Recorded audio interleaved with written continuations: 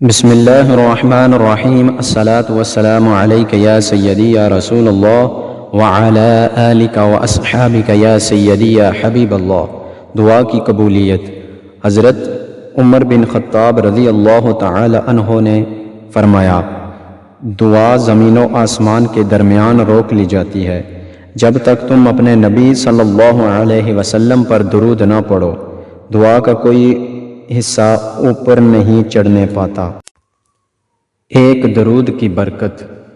امام اسماعیل بن ابراہیم مزنی، جو امام شافعی کے بڑے شاگردوں میں ہیں، نقل کیا ہے کہ میں نے امام شافعی کو بعد انتقال کے خواب میں دیکھا اور پوچھا اللہ تعالیٰ نے آپ سے کیا معاملہ فرمایا؟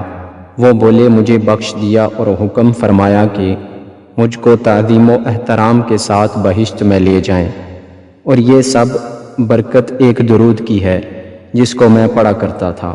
میں نے پوچھا وہ کون سا درود ہے؟